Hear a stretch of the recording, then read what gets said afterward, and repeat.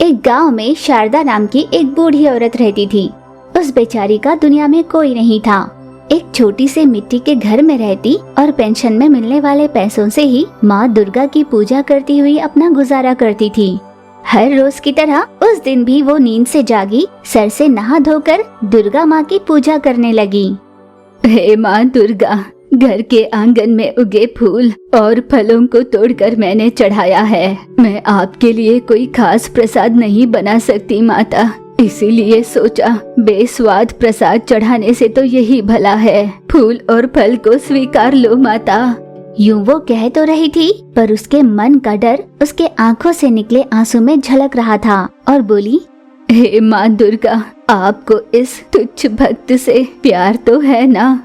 उसके आंगन में साक्षात लक्ष्मी प्रकट हो गई और तुलसी नाम की एक औरत का रूप लेकर आई। काकी, काकी, कहाँ हो?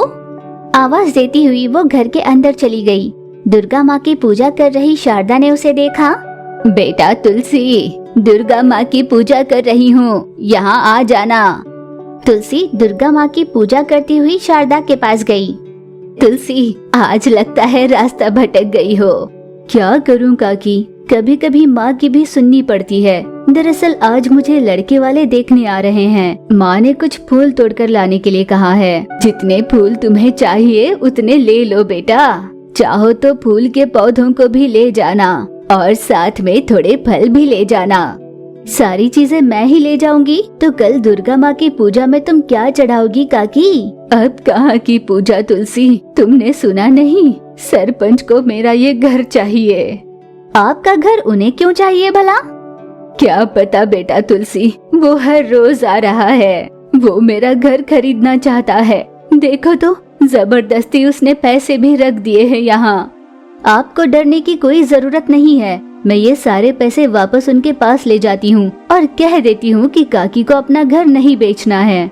नहीं बेटा तुलसी, अब तुम्हारी शादी होने वाली है। कुछ दिनों पहले तक पूरे आदर के साथ जिद कर रहा था तो मुझे लगा भला आदमी है, पर पिछले 2 दिनों से मुझे गुंडे की तरह धमका रहा है।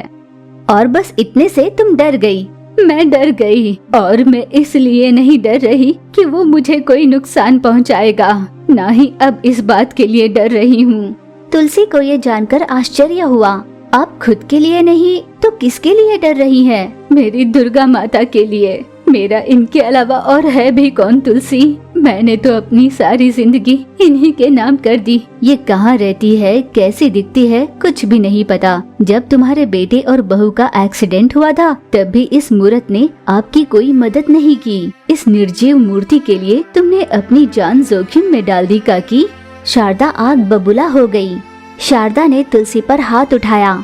शारदा इस बात से अनजान थी कि उसके आंखों में आंसू देखकर स्वयं दुर्गा माता ही तुलसी का रूप लेकर उसके घर आई है। और अगर पता होता तो कहानी किस और मोड़ लेती, ये आप कमेंट में बता देना। तुमने माँ के बारे में ऐसे कहा तो मुझे गुस्सा आ गया, बस इसलिए मेरा हाथ उठ गया। ज्यादा लगी तो नहीं? नहीं काकी, किसी पेड़ के नीचे रह लूंगी मैं, पर मैं अपनी माँ को ऐसे नहीं रख सकती ना।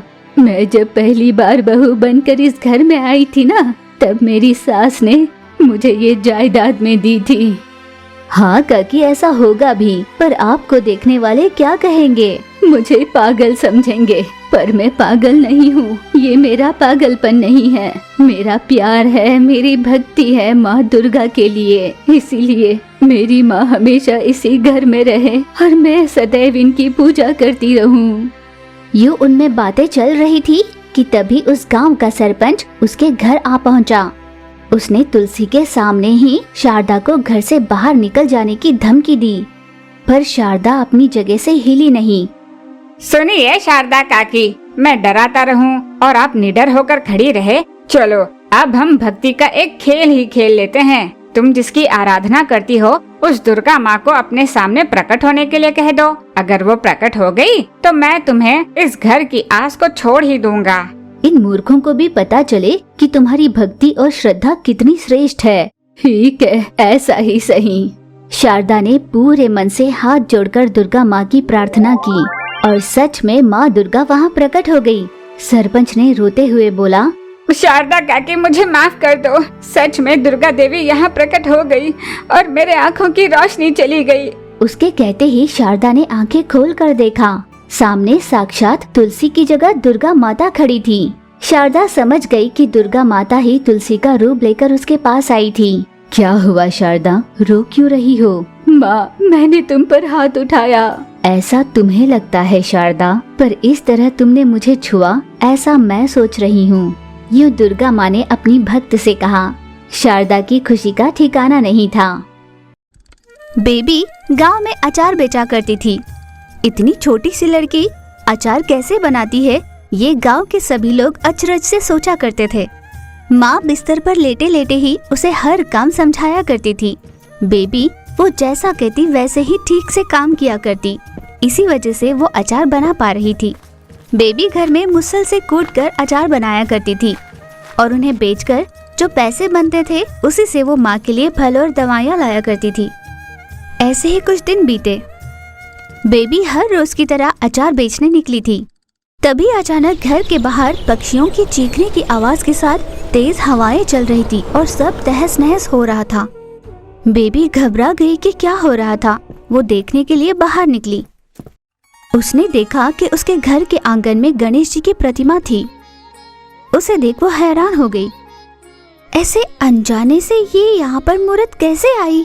इसे यहाँ पर किसने रखा होगा? हाँ, लगता है 2 दिनों के बाद जो गणेश चतुर्थी आ रही है, किसी ने लाकर यहाँ पर गलती से रखा होगा। ऐसा सोचकर उसने उस मूर्त को उठाया और घर के सामने रखकर वो अंदर चली गई। इतने में उसकी माँ ने बेबी से कहा, बेबी तुमने आज गणेश जी की पूजा की या नहीं? उस पर कीर्ति ने कहा, माँ मैंने पिछले 4 दिनों से गणेश जी की कोई पूजा नहीं की। वैसे भी वे हमारे लिए क्या करते हैं? तुम्हें इस तरह बीमार कर दिया और पापा को मुझसे दूर कर दिया। भला मैं उनकी पूजा क्यों करूं? इसीलिए मुझे अब ज्ञानोदय हो गया है। मैं उनकी कोई पूजा नहीं करने वाली। ऐसे बेबी ने कठोरता से कहा। उसकी बातें सुनकर दुखी हुई माँ ने कहा, बेटा ये गलत है, ऐसे नहीं कहते। भगवान जो भी करते हैं अपने भले के लिए ही करते हैं। अगर उनकी कृपा नहीं रही तो हम जीवित भी नहीं रह सकते। ऐसे मत कहना। इस तरह माँ ने समझाया, पर बेबी उनकी एक न सुनी और अपने काम में लग गई। इतने में वहाँ एक औरत आई और उसने बेबी से कहा, बेबी कल हमारे घर पर कुछ मेहमान आ रहे हैं। हमने उनके लिए भोजन की व्यवस्था करने की सोची है। मुसल से कूटकर तुम अच्छे से अचार बनाती हो ना, एक आधा किलो मेरे लिए बना देना। चाहो तो पैसे मैं अभी दे देती हूँ। ये सुन बेबी ने कहा, ठीक है मासी जी, बना देती हूँ। उस औरत ने बेबी को रुपए दिए और वहाँ से वो चली गई। बेबी ने टमाटर साफ कर उस काम में लग गई थी। अचानक उसको कुछ कमजोरी सी महसूस होने लगी। उसे समझ नहीं रहा था कि उसके साथ हुआ क्या है। थोड़ी कमजोरी महसूस कर रही बेबी ने, मैं थोड़ी देर आराम कर फिर से काम पर लग जाती हूँ। ऐसा सोचकर बेबी कुछ देर के लिए सोने जाती है, पर उसे अचानक तेज बुखार चढ़ जाने के कारण वो बहुत देर तक सोई रहती है। अगली सुबह पड़ोसन वो अचार लेने वहाँ आती है। तब अचानक उनके आंगन में रखे गणेश जी की मूर्त बदलकर बेबी के रूप में आती है। मासी जी, मैं तो बाहर ही हूँ। मैं कुछ देर पहले आपके घर गई थी, वहाँ पर कोई नहीं था, इसलिए मैं वापस आ गई। बेबी की बात सुन उसने कहा, ओ अच्छा, कोई बात नहीं, वो अचार दे देना, मैंने पैसे तुम्हें कल ही दे दिए थे। उस पर बेबी के रूप में आए गणेश जी ने कहा, हाँ मासी जी, आपने दिए थे। उस औरत ने अचार लिया और वहाँ से चली गई। गणेश जी अपने असली रूप में आकर घर के अंदर चले जाते हैं। बेबी के बीमार माँ को छूते हैं, वो बिल्कुल ठीक हो जाती है। उसी तरह गणेश जी बेबी के पास भी गए। उसे छूकर उसका बुखार भी पूरी तरह से कम कर दिया। फिर गणेश जी वहाँ पर रखे सिलबट्टे को मुसल से कूटने लगे।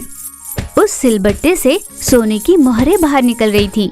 आवाज सुनकर बेबी की आंख खुल गई और वो देखने के लिए आई। उसकी आंखों के सामने गणेश जी थे। उन्हें वहाँ देखकर बेबी आश्चर्यचकित हो गई। बेबी, तुम मेरे पास नहीं आ रही थी ना, इसीलिए मैं ही तुम्हारे पास आ गया हूँ।